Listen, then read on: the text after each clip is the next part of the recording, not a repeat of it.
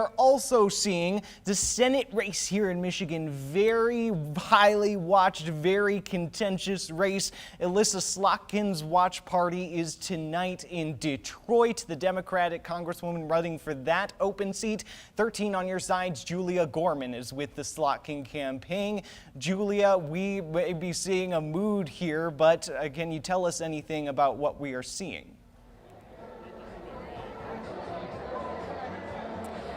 Yeah, Josh, good evening. The room here is just filling up with people. It's getting busier and busier. The energy is just rising and rising. And I'm joined by Beth Odeker, actually a West Michigander. She's from Kalamazoo. She's a public school teacher. Beth, thanks for taking a couple minutes away from the party to talk with me. Talk to me about why you're here tonight.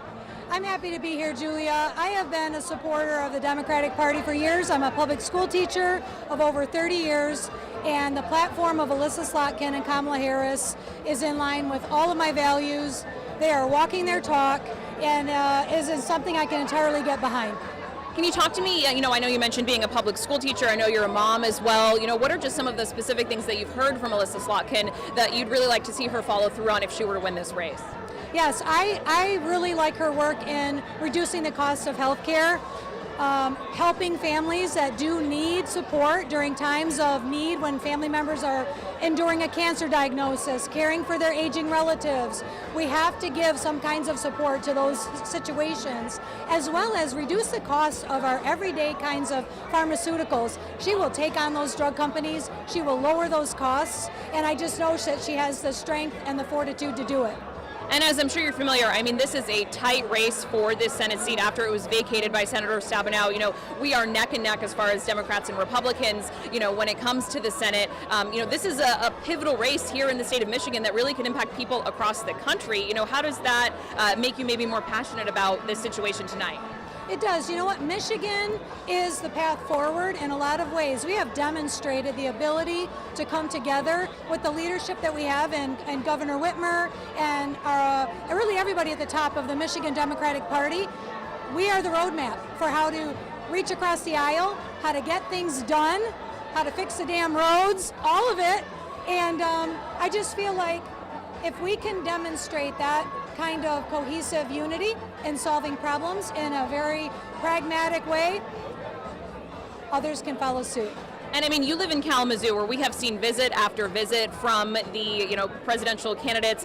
Michigan as a battleground state, we are often talked about, local news, national news. We have a big spot in how this race on many levels, on the Senate level, on the presidential level, could turn out. What's it been like for you? I know you're a lifelong Michigander, but what has this presidential cycle and the race for Senate been like for you living here in Michigan?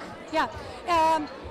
It's been both extremely exciting, somewhat intense, because we've had so much of a spotlight on us, but I have loved seeing everyone rally around the cause, showing up for rallies, coming in positive and peaceful ways to things. So I feel like the right attention is being paid to the right places, and mobilization matters, and it matters when our elected leaders and our hopefully elected leaders spend face time with constituents. It matters. We know it costs them money. They only have so much time, and when they give it to us, that causes us to be loyal to their causes. Absolutely, and one more question for you. Of the presidential, elections that you've lived through, how would you say living in Michigan for this cycle has stood out in any way? Anything that's been different, or anything that you've noticed, compared to past presidential elections? Compared to past presidential elections, I do feel that this has been incredibly divisive and anxiety-producing, and the misinformation that is out there and the characterizations of people is just disheartening. I feel like we need to get back to being able to be grown-ups who have discourse, who agree to disagree on some things, and then just go ahead and get the work done, and we meet in the middle. We need to get back to that, and I feel that this leadership, this campaign, what is going right now in the state of Michigan, that is the recipe.